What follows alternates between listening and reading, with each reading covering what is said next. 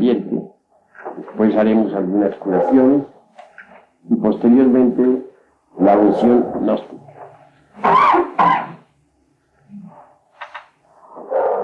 Ante todo, considero que es necesario cambiar, que debemos salir del estado en que nos encontramos, que urge una transformación total y definitiva. Indubitablemente, ningún cambio se procesa sin un shock especial.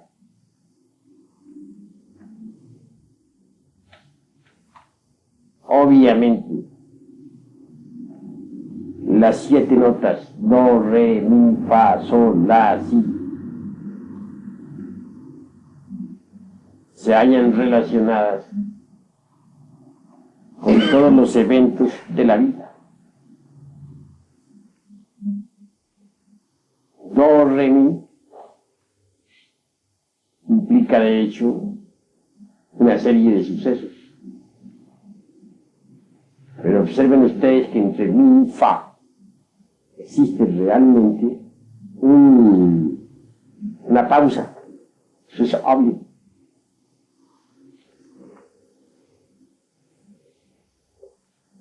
Sí, pues fa, sol, la son las notas sutiles.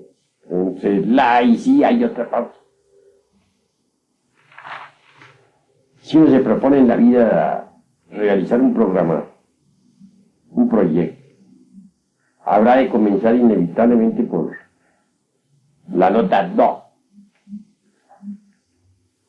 proseguirá con la re y llegará a la nota mi. Al llegar a esa parte, tienen dificultades, inconvenientes, porque hay una pausa entre la nota mi y la nota fa. Entonces tiende la corriente del sonido a regresar al punto de partida original. Como secuencia o corolario, es apenas normal que el esfuerzo inicial decline. El proyecto se puso en marcha, zozobra. Pero si uno lanza un nuevo esfuerzo para atravesar la pausa que va desde la nota mi hasta el fa, es obvio y apenas normal que se mantendrá en línea recta y hasta en ascendente el impulso inicial y el negocio triunfará. Continuando con todo eso, veremos que entre las notas que vienen luego las notas fa, sol, la, pero entre el la y el si hay una nueva pausa. Si no se refuerza el impulso original, la corriente del sonido regresará al punto de partida original y fracasará la empresa, o el proyecto, o el negocio. Así que es muy importante esto de las 7 notas de la escala musical. Es formidable esta cuestión de la corriente del sonido. Que hay un shock al sonido entre las notas mi y fa, y otro entre las notas la y si. Siempre se necesita de un shock que le permita a uno existir, que permita un cambio, una transformación. El niño nace, viene al mundo. El primer shock que recibe es el del aire que inhala. que recibe. Al inhalar el aire, recibir el oxígeno, por vez primera, el niño vive. De manera que nosotros necesitamos de ese shock meramente físico para existir. También es cierto que si, por ejemplo, en vez de respirar nosotros oxígeno, hidrógeno, etc., respiráramos, por ejemplo, monóxido de carbono, se produciría el shock, pero no sería recibido por el cuerpo. El cuerpo rechazar, no aceptaría ese shock y vendría la muerte. En cuanto a nuestra tan cacareada civilización moderna, sucede que necesitaría un shock para no morir, para no ser destruido. Ese shock solo podría ser a través de otra civilización e inmensamente superior a la nuestra. Solo así podría esta civilización no morir. Habría que inventar el tipo de shock para dárselo a esta civilización agonizante. Pero no se ha inventado ese tipo de shock que permita a esta civilización pues transformarse y existir. Obviamente esta civilización pues tendrá que morir por falta de ese shock. Eso es claro. Pero siguiendo hacia adelante, tendremos que contemplar al hombre a la luz del Génesis. Solo así podríamos comprender qué clase de shocks nos llevarían a la autorrealización íntima del ser. ¿Qué nos dice el Génesis? Nos dice que en el principio Dios creó los cielos y la tierra. Los ignorantes ilustrados suponen que se refiere exclusivamente a los cielos macrocósmicos de la tierra meramente física, o a la tierra esta en que vivimos. No niego que se refiera también a ella, entre otras cosas, pero específicamente se está refiriendo de forma concreta también al microcosmos hombre. Los cielos son los estados de conciencia dentro de nosotros mismos, dentro del hombre mismo, en niveles superiores del ser. En cuanto a la tierra, es el cuerpo físico del hombre. La tierra filosófica, citada por los alquimistas medievales. La tierra filosófica. Así que, en el principio Dios creó los cielos y la tierra. Estados de conciencia superior en el hombre y la tierra, el cuerpo físico. El Génesis añade que la tierra estaba desordenada y vacía y que el Espíritu de Dios se movía sobre la faz de las aguas.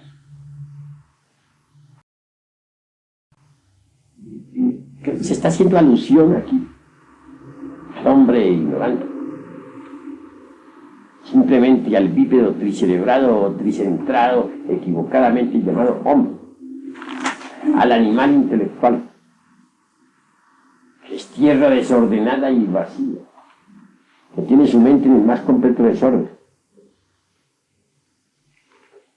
Es un verdadero caos, que únicamente cree en lo que le informan los 5 sentidos, que vive en el mundo de las pasiones animales, que nada sabe sobre lo real, sobre lo esotérico, que es absolutamente ignorante, que nunca ha recibido un rayo de luz que lo ilumine, etc. El hombre común y corriente, el hombre del mercado, el hombre de la plaza pública, el hombre vulgar de la tierra, citado por uno de nuestros rituales, no, creo que el de segundo grado, etc. Tipo sensual y grosero. Ese es el promedio de la vida humana. Ese es el promedio de la vida humana. El promedio de todos los millones de seres humanos o de humanoides que viven actualmente en el mundo. ¿Cómo salir de ese estado? Imaginémonos por un momento que nos levantamos nos subimos a una torre para ver las multitudes humanas. ¿Cómo hacer para que esas multitudes salgan de ese estado en que se encuentran? Ayuda a que cada una de esas personas, que en general compone las multitudes, es tierra desordenada y vacía. Eso es obvio. ¿Cómo hacer? Se necesitaría de un shock especial. Solo así podría darse el caso de que hubiera un cambio. Es posible ese shock. El Génesis dice que creó Dios la luz, dijo hágase la luz fue hecha, que separó a la luz de las tinieblas.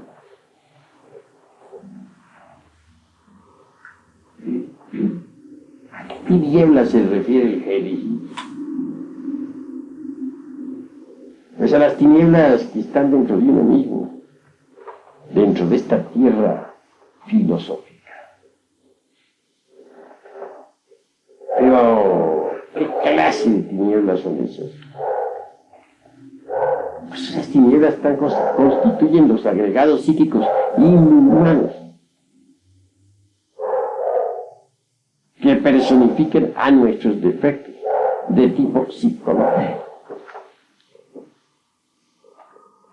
Ira, codicia, lujuria, envidia, orgullo, pereza, gula, etcétera, etcétera, etcétera.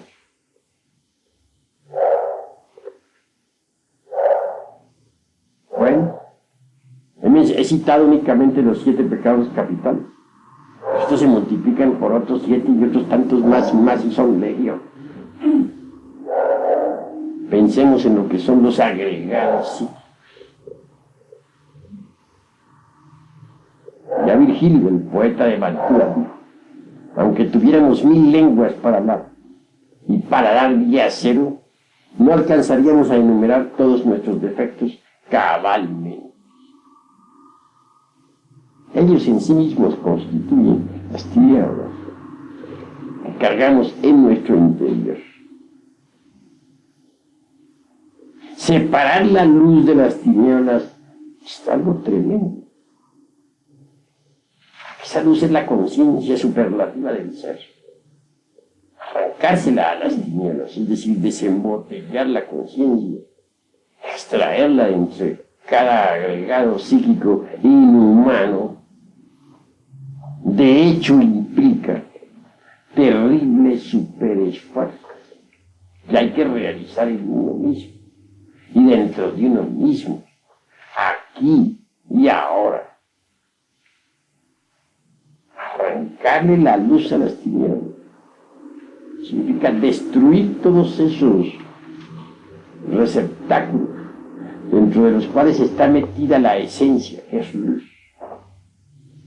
Desintegrar esos agregados, pulverizarlos, para que la luz esencial se haga libre. Eso es lo que se quiere decir con separar la luz de las tinieblas. Y a la luz llamó día, y a las tinieblas de la ignorancia y del error llamó noche. Eso hay que saberlo, ¿entiendes? Comprenderlo. Creo que los hermanos van reflexionando. Continuando hacia adelante con el Génesis, veremos nosotros ¿Cómo se para el creador? El Elohim. A las aguas superiores de las inferiores. Esto ya pertenece al terreno mismo de la alquimia. Obviamente,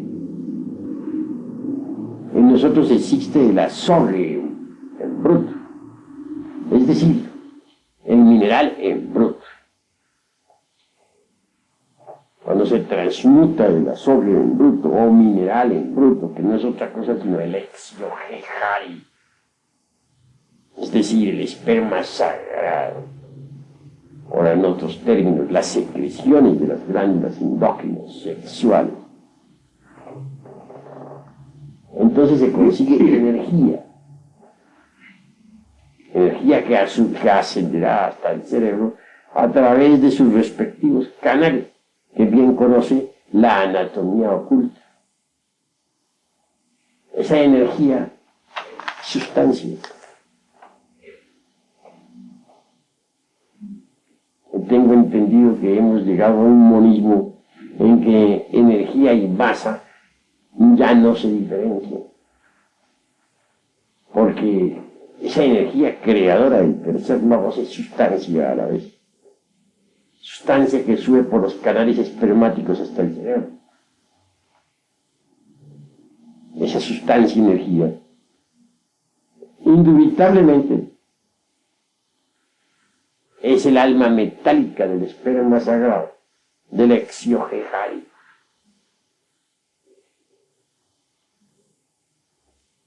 Esa alma metálica del esperma sagrado es pues energía y es sustancia.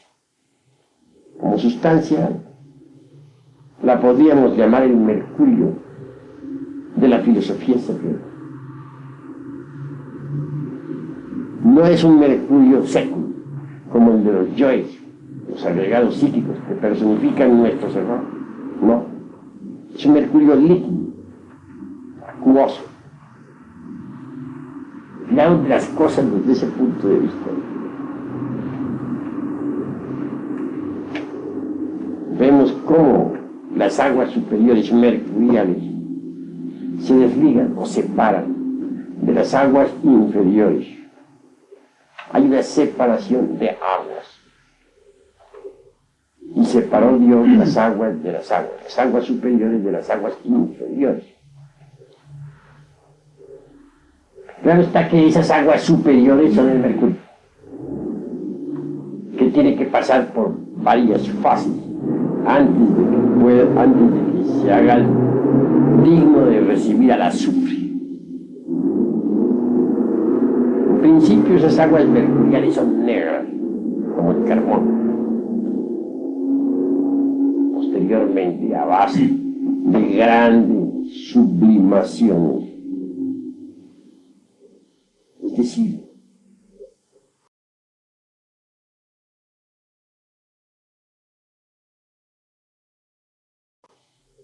refinando el sacramento de la Iglesia de Roma,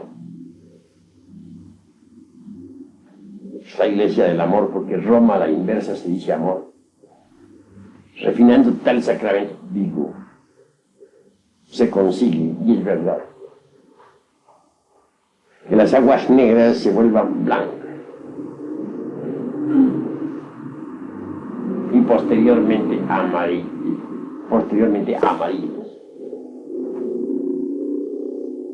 En alquimia hay animales que alegorizan estas fases del mercurio.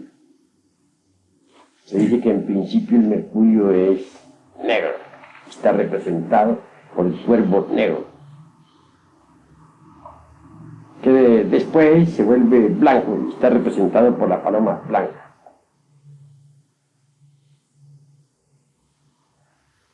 Que luego se vuelve a amarillo, está representado por el águila amarilla.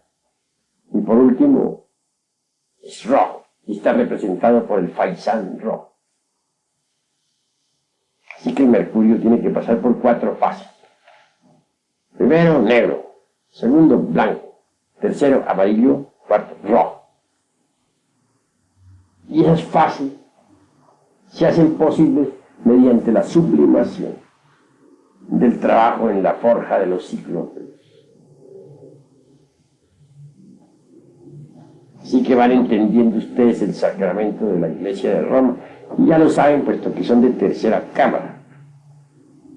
Se entiende que los hermanos que vienen a tercera cámara están muy preparados. Ya han pasado por la antecámara, primera cámara, segunda cámara, y ya resisten este tipo de enseñanza superior. Por eso se les habla en una forma simbólica, alegórica, a ver si son capaces de captar la enseñanza. Cuando el mercurio se ha hecho amarillo, obviamente recibe el azufre. ¿Cuál es el azufre? Es el fuego sagrado. El fuego tiene que fecundar al mercurio. Así que mezclado el fuego con las corrientes del mercurio, asciende por el canal medular espinal hasta el cerebro. Hablamos de las aguas superiores. ¿Y dónde dejaremos las aguas inferiores? Las hay. Las aguas inferiores, y en principio eran negras, después de turbias, después tienen que volverse completamente claras, volverse cristalinas, como vidrio líquido, flexible, maleable. Esto es lo que se llama separar las aguas de las aguas para que surja la seca, la cual se llama tierra. Pero ¿cuál seca? ¿A qué seca nos estamos refiriendo? ¿A qué seca alude el Génesis? Es a los cuerpos existenciales superiores del ser. A eso alude el Génesis. Obviamente este mercurio ascendente, mezclado con el fuego sagrado, o azufre, lleva también cierta cantidad de sal sublimada, y cristalizan en nosotros, dentro de nosotros mismos, de acuerdo con la ley de las octavas. Sal, azufre y mercurio revueltos reciben un nombre en alquimia. Se les denomina azo.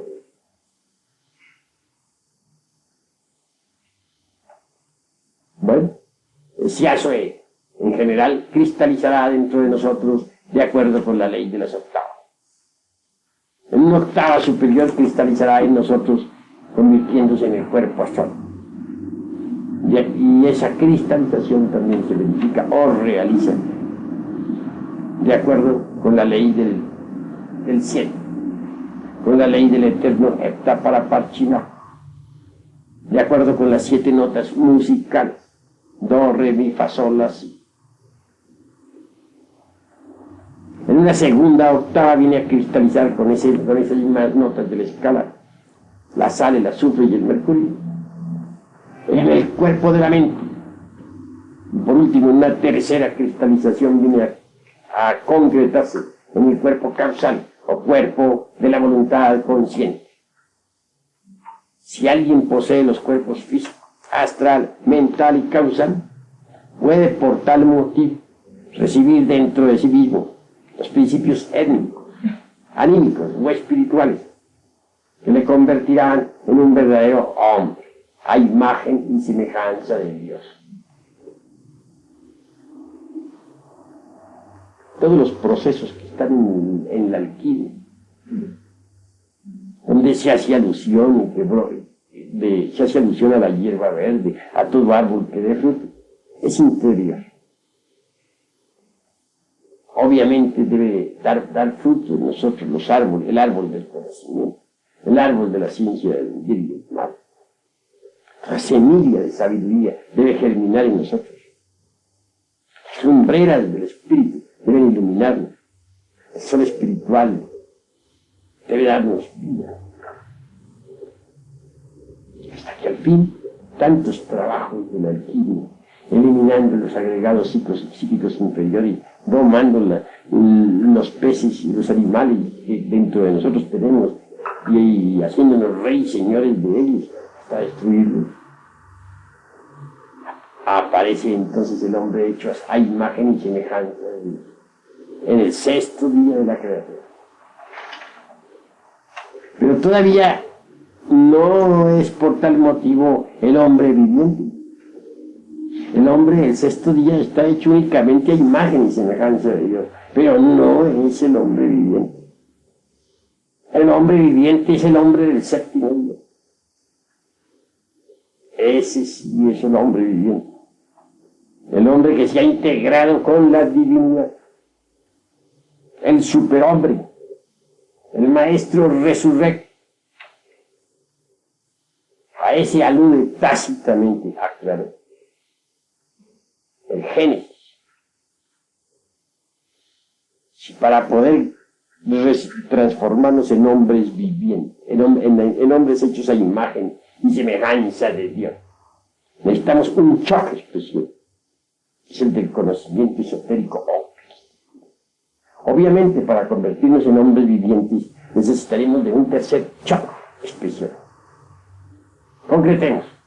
Para que exista el hombre físico se necesita un choque físico, es el aire que se respira en el momento del nacer. Para que exista el hombre hecho a imagen y semejanza de Dios, se necesita otro choque.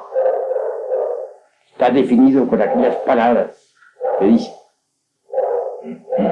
dijo Dios, hágase la luz fue hecha, y separó a la luz de las tinieblas. El hombre ignorante necesita de un choque especial. Necesita de alguien que le lleve el conocimiento. Necesita de alguien que le lleve la enseñanza. Necesita recibir las luces del esoterismo. Eso produce en él un choque especial. Y solo ese choque especial puede transformarlo más tarde. Puede convertirlo, dijéramos, en lo que se llama el hombre hecho a imagen y semejanza de Dios, en el sexto día. En el séptimo día ya cambian las cosas. Para llegar a ser hombre viviente, el hombre del séptimo día, se necesita otro choque, de tipo muy especial. Un hombre del sexto día es un hombre hecho a imagen y semejanza del Eterno, pero no un hombre viviente todavía. Se necesita de un tercer choque para convertirse en hombre viviente. Es un hombre del sexto día, hecho a imagen y semejanza del Eterno. Quiere convertirse en hombre viviente, debe hacerse resurrecto.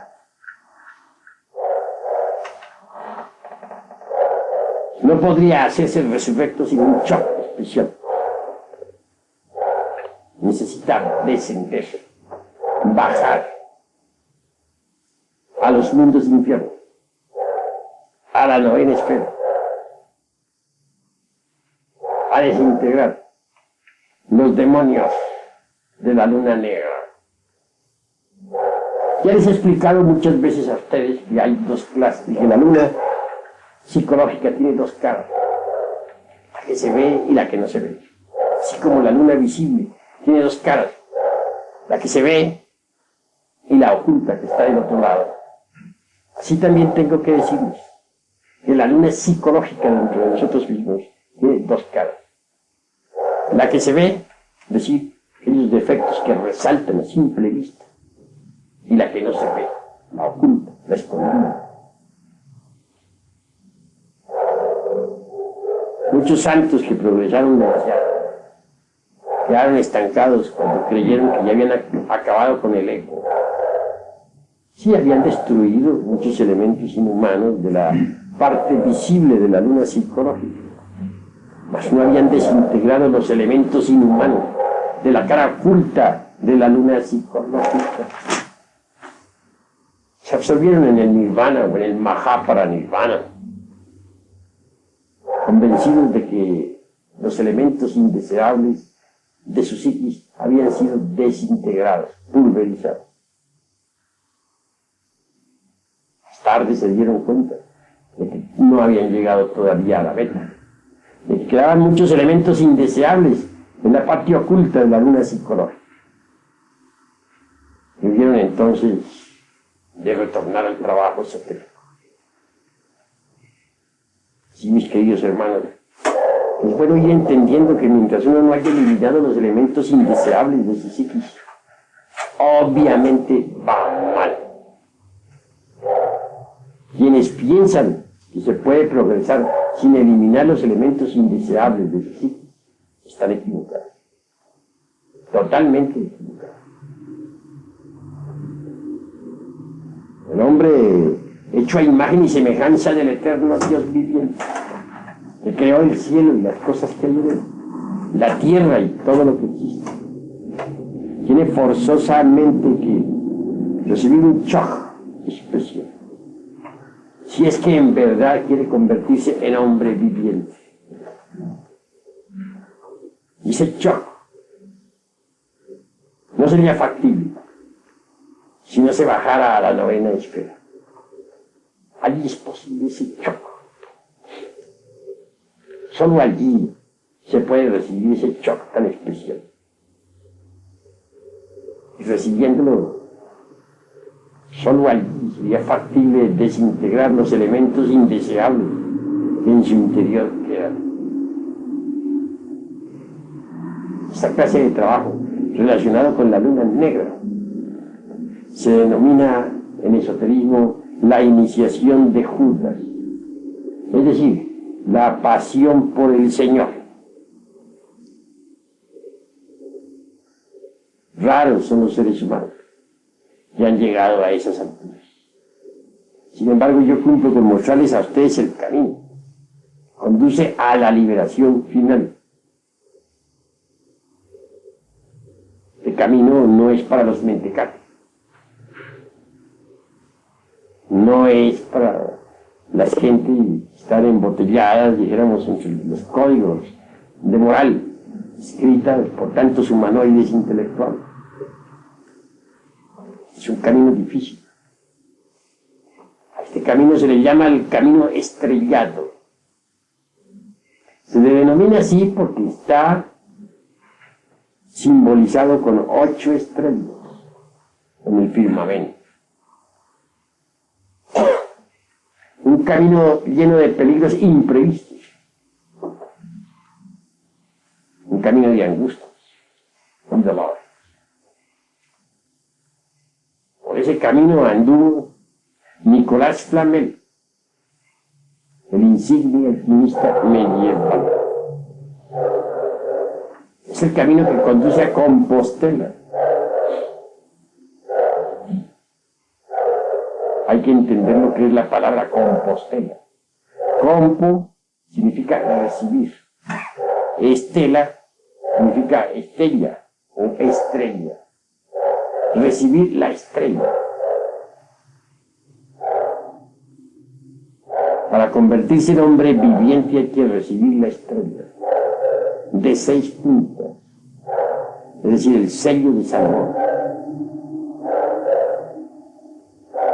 Y esto está además debidamente documentado por el sepulcro del iniciado, que debe resplandecer. No olviden ustedes que la Madre Divina Kundalini es la que levanta los sepulcros de los iniciados. Cuando yo digo sepulcro de los iniciados, no me estoy refiriendo a sepulcros físicos, sepulcro psicológico, en el cual deben de ser depositados los restos de los yoes muertos. Cuando el sepulcro resplandece, no queda un solo yo entre la sepultura. Entonces brilla la estrella. Hay que saberlo entender. Peregrino que va a Compostela, Nicolás Flamel, simboliza, entre otras cosas, al Mercurio de la filosofía seca, o al apóstol Santiago, el mayor. Obviamente los 12 apóstoles que habla la Biblia no son meramente 12 apóstoles históricos, como suponen los ignorantes ilustrados. No, esas 12 potestades están dentro del ser de uno. Son 12 partes autónomas y autoconscientes y hasta autoindependientes de nuestro propio ser individual particular. De esos 12 apóstoles, más interesante, no hay duda, es el de Santiago, el mayor. Que Santiago representa el mercurio de la filosofía secreta. Y el mercurio es el fundamento de la gran obra. Santiago es, dijéramos, el bendito patrón de la gran obra. Los 12 apóstoles existieron históricamente, no lo niego, pero ellos alegorizan o simbolizan a los 12 apóstoles que cada uno de nosotros lleva en su interior. No quiero decir que ya todos los aquí presentes hayan encarnado a los 12 apóstoles. Yo no llego hasta el máximo. No quiero exagerar la nota. Para poder encarnar a los 12, se necesita inevitablemente haber muerto en sí mismo, haber destruido el ego animal.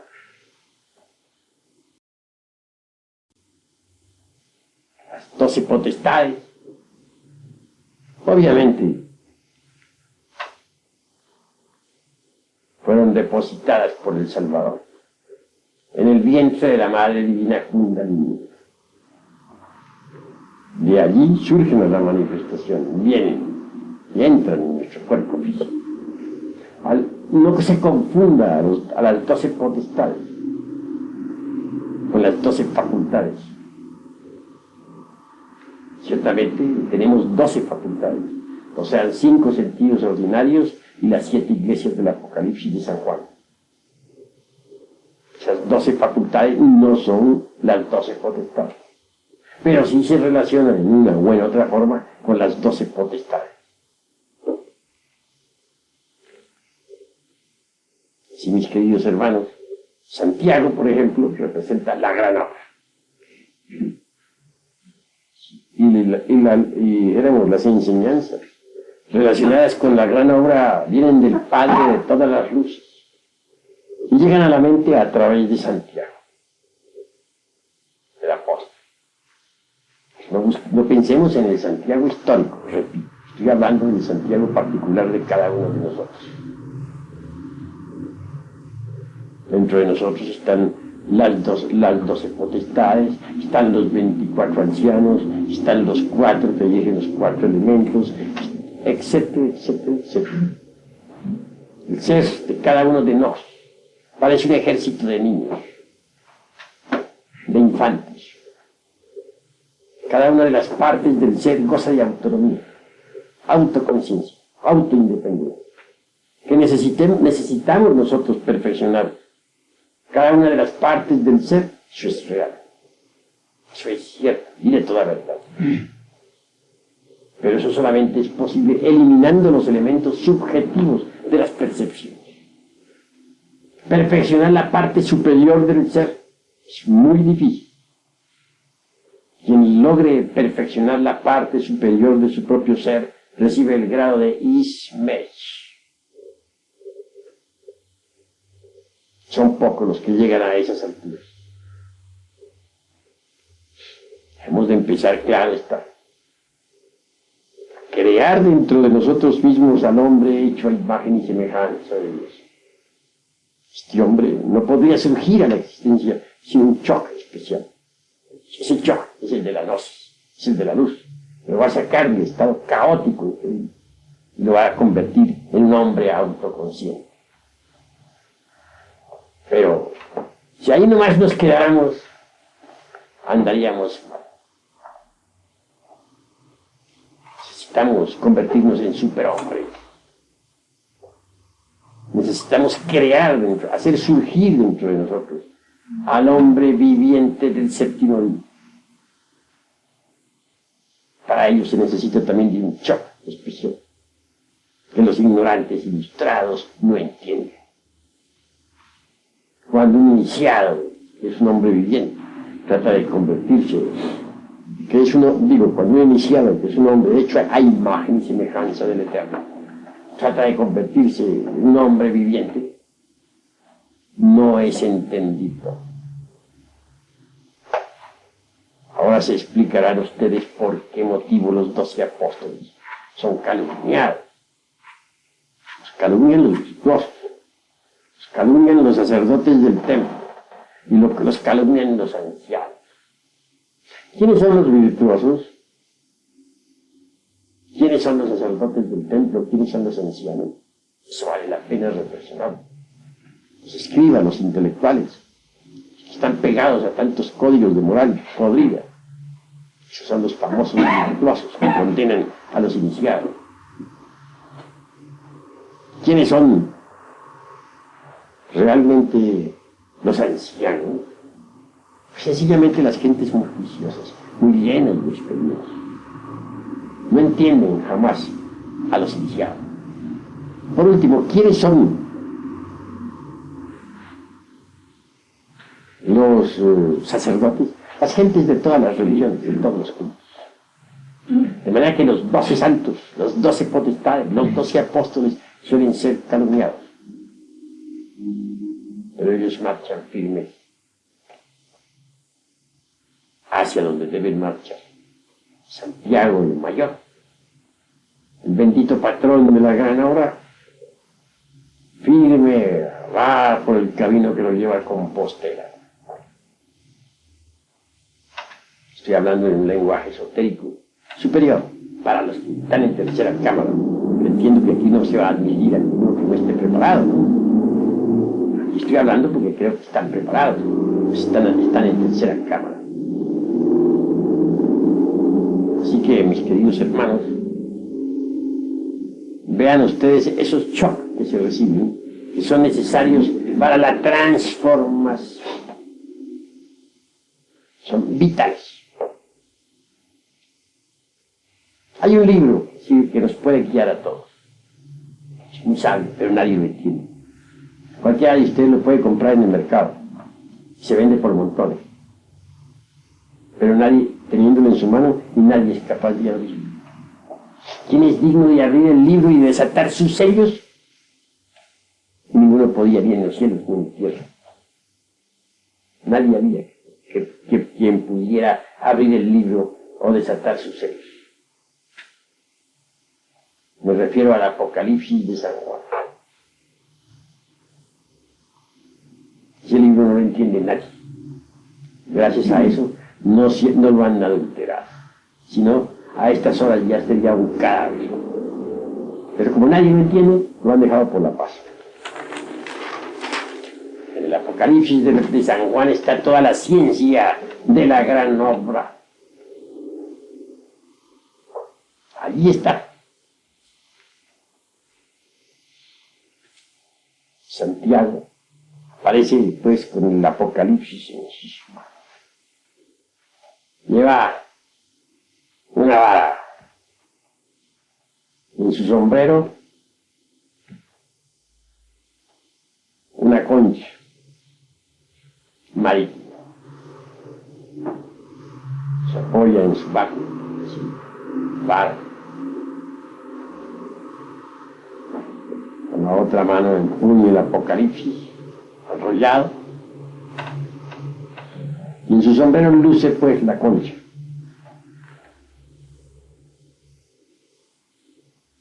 El sombrero de él es algo muy curioso. Está hecho como cosa rara con una calabaza. Recordemos que precisamente en la Edad Media muchos místicos tenían el agua bendita en una calabaza. El agua sagrada, es decir, el mercurio de la filosofía secreta. El Apocalipsis puede guiarnos si nosotros recibimos enseñanzas del Padre de toda la luz. No es posible recibirlas sino a través de Santiago. Santiago es el mercurio de la filosofía secreta. tuve que prepararlo en la forja de los sitios, en el laboratorio, un oratorio del tercer logo. Ahí se prepara el método con el que hay que trabajar.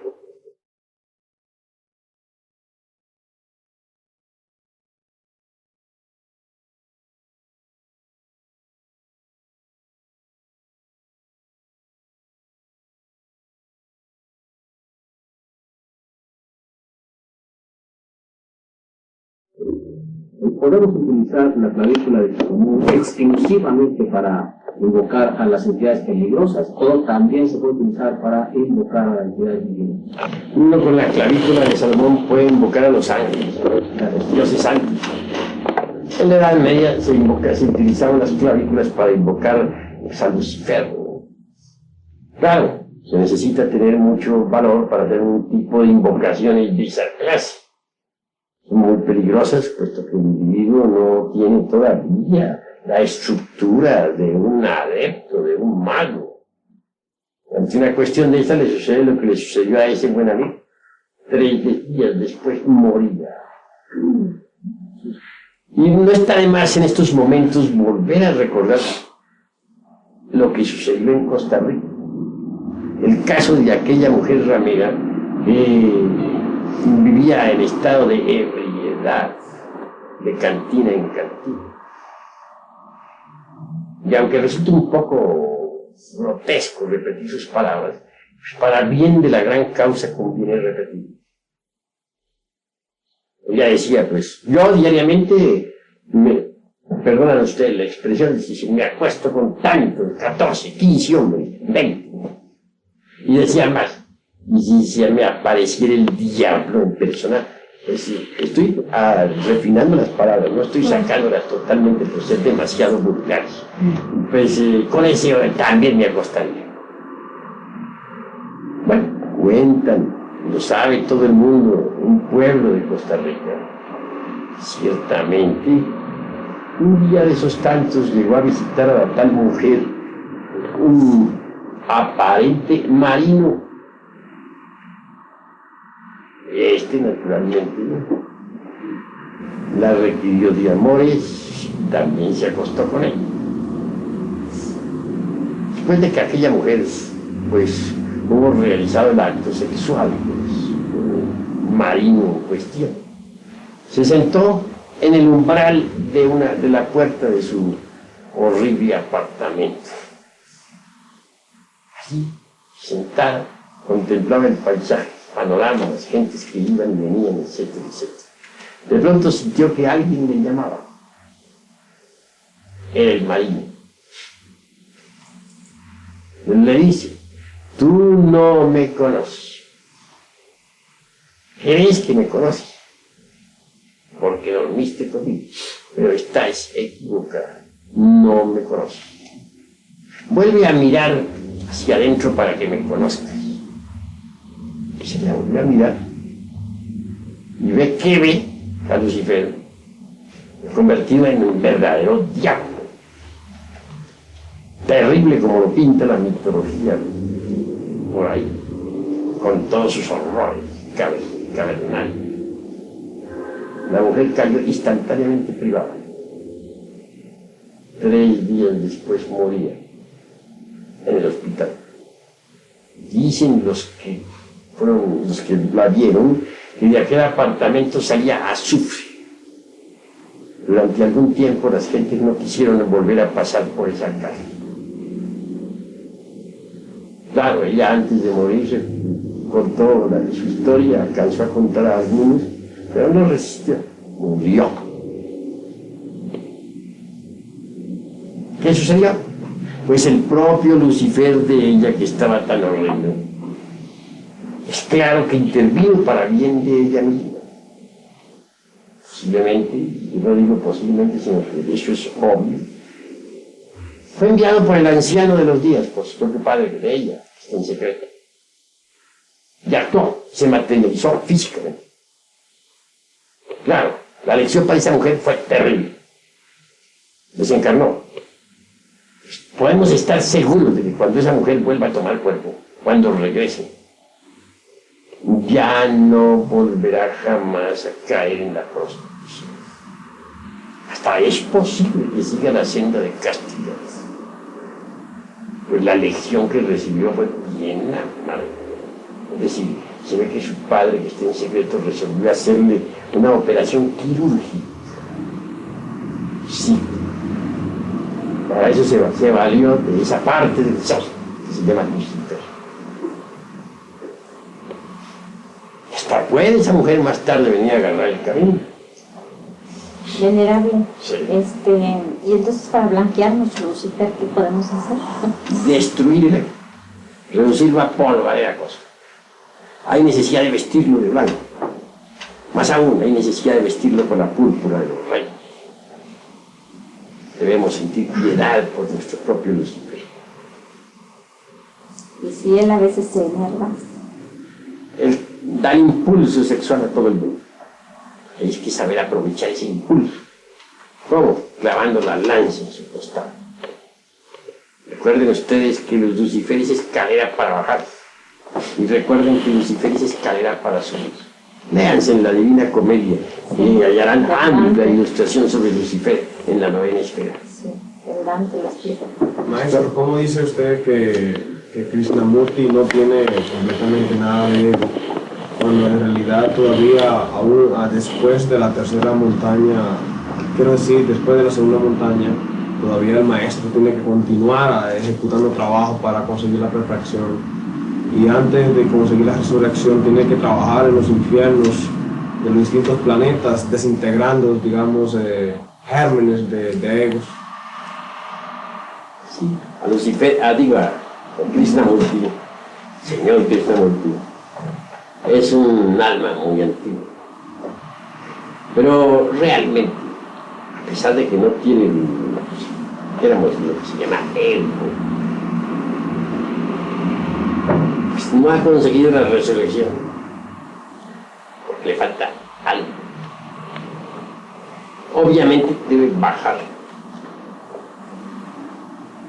a la novena esfera a trabajar. Claro que algo tiene que eliminar, que él desconoce. Pero si decimos que no tiene ego, que está limpio de ego, sí, lo que es humanamente comprensible. Y más allá, todavía existen ciertos elementos que escapan, digamos, a la comprensión de todo, y que hay que desintegrar también. Venerable. A ver, allí va a preguntar. Venerable maestro, volviendo al Génesis, y a una pregunta que se hizo anteriormente, se dice que después de la separación de los sexos, no todos cayeron, y que esos grandes maestros que no habían caído, que siguieron sus caminos, sus exaltaciones. Pero necesariamente todo maestro en un pasado más avanzado ha debido bajar, o necesariamente siempre se produce la caída para el cielo. Pues así está en el Génesis, así está la revuelta de los ángeles. Pero hay que distinguir lo que es una caída de lo que es una bajada. Muchos confunden la bajada con la caída.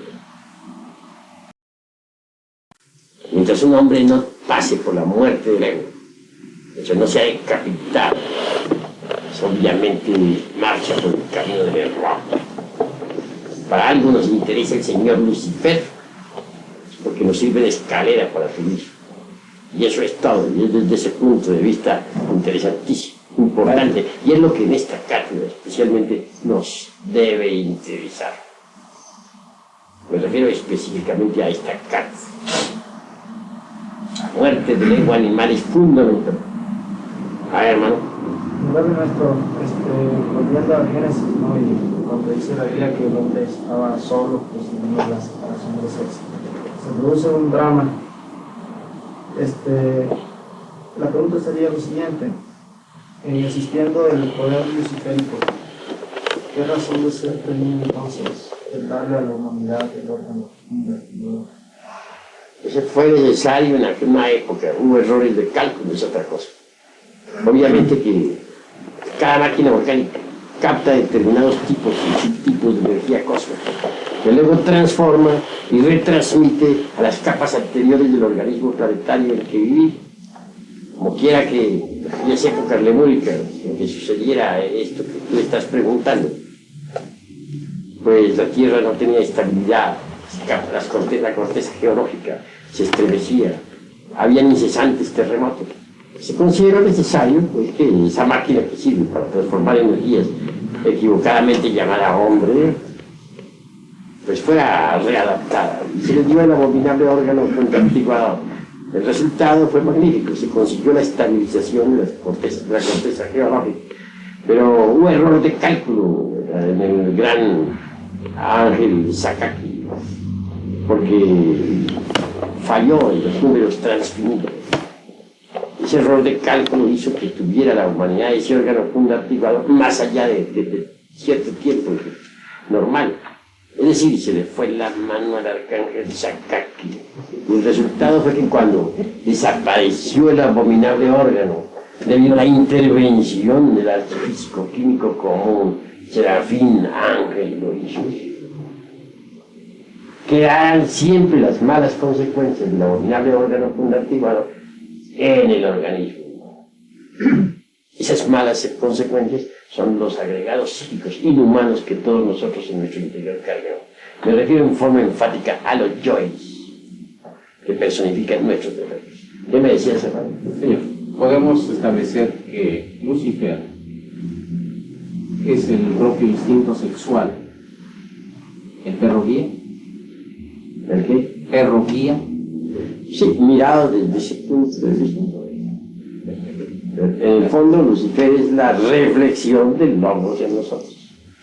Quien da ese impulso, si logramos clavarle la lanza a Lucifer, dominando el impulso sexual, pues subimos de grado en grado por el mismo cuerpo del Señor Lucifer. Por eso les decía a ustedes en forma jocosa que si queremos verdaderamente llegar a la autorrealización íntima del ser, necesitamos tener por compadre al diablo. O sea que para realmente pulir el mandamiento de Roma hay que blanquear el latón. Pues el latón no se blanquea sino se refina el sacramento de la Iglesia de Roma. Si se refina el sacramento de la Iglesia de Roma, se blanquea el latón. A condición de trabajar sobre los agregados psíquicos inhumanos que en nuestro interior cargamos, a destruirlos con la lanza de Longinus. Maestro, sabemos que un maestro es, por decirlo así, rey de la naturaleza y que los elementos, por ejemplo, como los gnomos y pigmeos de la tierra, le obedecen al maestro. ¿Cómo en tratar de arreglar ese problema que existía en las capas de la tierra no se pudo hacer por medio de órdenes de los inefables maestros, digamos, ordenarle a los gnomos y pigmeos que ejecutaran el trabajo? Pues los maestros no son empíricos, trabajan con las leyes de la mismísima naturaleza, imitan a la naturaleza y con la naturaleza transforman a la naturaleza. Así está estipulado en Saint-Beuve, el gran alquimista medieval. Así que es indubitable que no se pueden quebrantar leyes. Hay que usar las mismas leyes para poder organizar la naturaleza. O sea que eso hubiera sido casi como si un salto que hubiera dado la naturaleza. Sería empírico lo que tú estás diciendo. Hay que trabajar de acuerdo con las reglas según arte. La naturaleza transforma a la naturaleza y obedece a la mismísima naturaleza. El alquimista tiene que saber imitar a la naturaleza si es que quiere triunfar. Por ejemplo, si alguien quiere crear los cuerpos existenciales superiores del ser, si no los tiene, pues tendrá que trabajar en la noche, en la novena esfera. No en el día, ¿por qué? Porque en el día los rayos solares están activos y son ellos perjudiciales para toda generación. Póngase unos huevos de gallina, por ejemplo, a la luz del sol, que la gallina los empolle, a ver si salen los polluelos. Pero si se coloca el nido de la gallina en las tinieblas, y allí saldrán los polluelos. Siempre hay que trabajar con las reglas mismísimas de la mismísima naturaleza. no en forma empírica. Todo tiene su ciencia. Y los maestros tienen que actuar de acuerdo con las reglas de la ciencia, según arte. Maestro, ¿será verdad que Lucifer se puede utilizar para hacer pacto para conseguir dinero? Mi padre, cuando yo estaba pequeña, me contaba que un día había ido a un monte y había cogido un gato y lo había echado a hervir vivo en una vasija de cobre, y que luego tenía que salir con esa agua, prohibirle y pronunciar una palabra y luego salir a un camino en cruz y pasar con una pluma en la boca, y ahí se le aparecía Lucifer y descargar la pluma a Lucifer. Entonces que el Lucifer le decía que le pidiera lo que quisiera y que él pues que le quería pedir riquezas. Entonces Lucifer se puede utilizar para esas cosas. Claro que él no lo alcanzó a hacer completo porque se asustó, ¿no? Pues la realidad es que las gentes con esas operaciones de magia negra lo que hacen es invocar a los demonios, pero no a Lucifer. No, Lucifer. No, Lucifer no. Él no se presta para esas cosas. Él es la reflexión del Logos, del Cristo mismo dentro de nosotros, del Christus Lucifer. Es sagrado. Cuando mucho nos provee de la tentación, y eso para nuestro bien. Sí, hermano. ¿Cómo podríamos nosotros diferenciar, digamos, al yo sensual del impulso luciferino? ¿Del qué? El impulso luciferino de Lucifer. Pues despertando la conciencia. Los dormidos no saben de esas cosas. Dormido está y confunde la gimnasia con la magnesia. Una y un millón de veces. Claro. Bueno, a ver, hermano. Maestro, disculpe, como disciplina, se puede, digamos, normalizar que uno haga preguntas de tercera cámara, porque muchas veces somos instructores y estamos haciendo preguntas de primera cámara. ¿Se puede, como disciplina, ir normalizando ese criterio? Bueno, estamos en tercera cámara y entiendo que las preguntas que se están haciendo son de tercera cámara, ¿no? Como hemos oído preguntas de primera cámara, entonces le hago la pregunta. ¿Y se puede hacer preguntas de primera, de segunda o solo o exclusivamente de tercera cámara? Pues volvemos otra vez a la cuestión consciente. Este grupito, aunque esté en tercera cámara, todavía no está despierto. Y entonces el maestro tiene que ser pues, lo suficientemente comprensible como para poder dar la clase. Y si uno se convirtiera en un personaje, dijéramos, reaccionario, un personaje duro, todo, pues naturalmente no sería capaz de dar la clase. Hay que tener, digamos, comprensión para con los estudiantes. Aunque sea la clase de tercera cámara, pues no todos logran comprender la totalidad y hay que tratar de bajar a su nivel para que ellos puedan entender. Entendido. Neto, dice que Lucifer es escala para subir y bajarla. Y entonces, ¿qué sería de nosotros si él no existiera? Pues sería inconcebible la existencia también de tu persona. Si Lucifer no existiera, tú no existirías. Para que tú existas, se necesita un impulso sexual.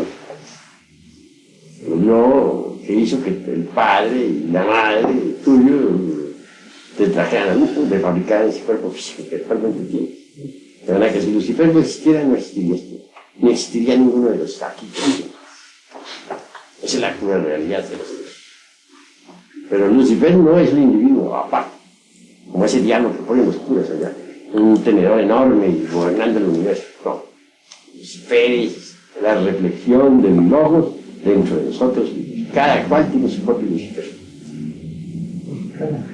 Creo que ya esta cátedra pues, ha concluido, vamos a hacer algunas curaciones, pero no me van a salir con un montón de curaciones porque no nos alcanzaría el tiempo. Un niñito que me iban a traer, una hermanita que, bueno, me habló de asuntos psíquicos, y eso como una excepción porque en tercera cámara no se hizo eso. El niñito que lo traiga.